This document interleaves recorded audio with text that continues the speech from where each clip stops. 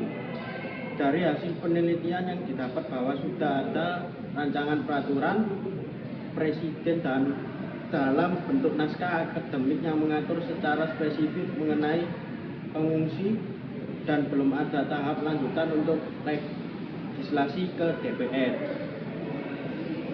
Sehingga pemerintah Indonesia belum meratifikasi Konvensi 1951 dan lebih memfokuskan untuk mempersiapkan rancangan tersebut.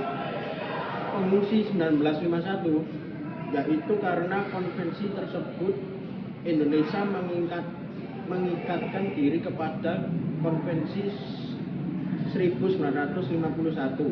Tindakan tersebut hanya akan menambah kewajiban bagi Indonesia. Sementara manfaat dari ratifikasi konvensi tersebut masih diperdebatkan. Untuk perlindungan hukum bagi pengungsi di Indonesia, pemerintah Indonesia sudah bisa melaksanakan prinsip-prinsip utama dalam Konvensi Pengungsi 1951, yaitu tidak memulangkan, tidak mengusir, tidak membedakan, dan juga tidak melakukan tindak pidana bagi pengungsi yang masuk ke wilayah Indonesia. Meskipun ada beberapa hak bagi para pengungsi yang masih belum terpenuhi.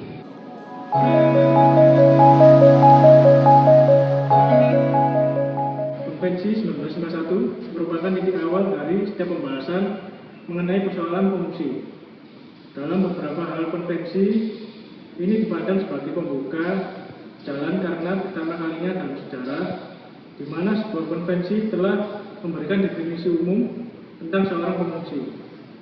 Definisi pengungsi dalam Konvensi 1951 ini adalah seseorang yang merasa ketakutan karena beralasan ras, agama, kebangsaan, keanggotaan, kelompok sosial, dan keanggotaan partai politik tertentu. Dalam artian, seseorang ini memutuskan terpaksa karena dengan rasa takut yang berdasar dan mengalami penindasan atau persecution. Rasa takut yang berdasar inilah yang membedakan pengungsi dengan jenis migran lainnya. Persoalan pengungsi semakin meningkat pada awal tahun 1991 dan awal 1960-an. Maka dipandang perlu untuk memperluas cakupan waktu dan geografis dari Konvensi 1951. Oleh karena itu, dalam perkembangannya dirancang dan disepakati suatu protokol tambahan terhadap konvensi tentang status pengungsi tersebut, yakni Protokol 1967. Konvensi 1951 dan Protokol 1967 mengatur perlakuan standarisasi minimum dan hak-hak yang mendasar untuk mereka. Adapun diantaranya yaitu 1. Untuk mendapatkan pekerjaan dan kesejahteraan. 2. Mendapatkan surat keterangan jati diri dan dokumen perjalanan serta mengenai penerapan biaya fiskal. Dan yang ketiga, hak untuk memindahkan aset miliknya ke negara lain di mana mereka telah diterima dengan tujuan permukiman kembali. Lalu, Indonesia apakah perlu meratifikasi konvensi ini?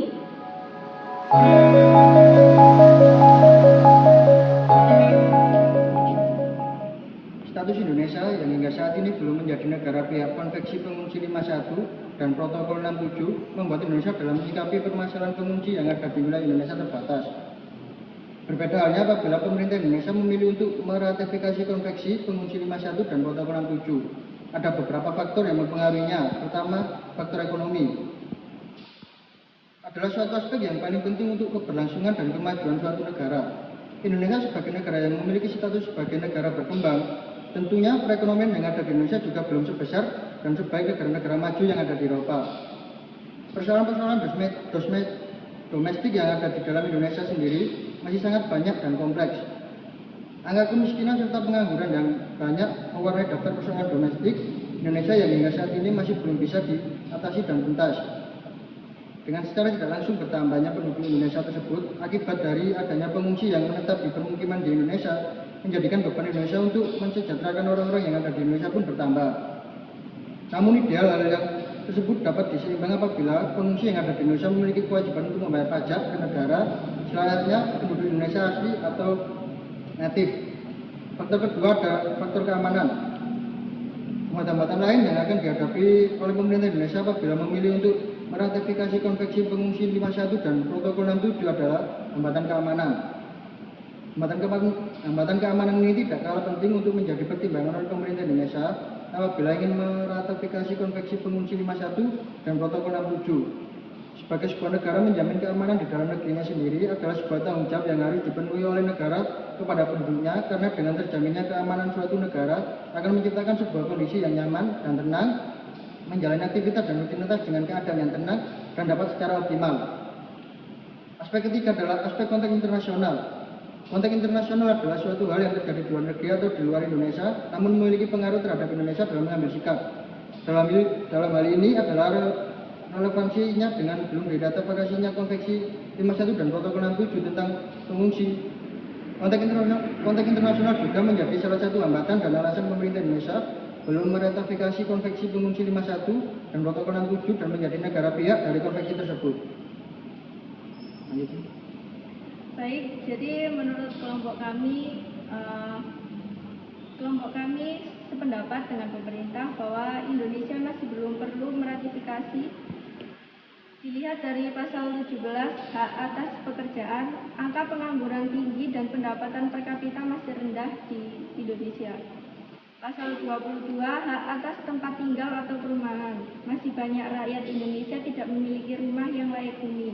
Pasal 22 pendidikan umum, masih rendahnya standar pendidikan terutama di daerah-daerah. Pasal 24 jaminan sosial, masih tingginya angka kemiskinan dan rendahnya tingkat kesejahteraan. Sekian dari kami. Wassalamualaikum warahmatullahi wabarakatuh.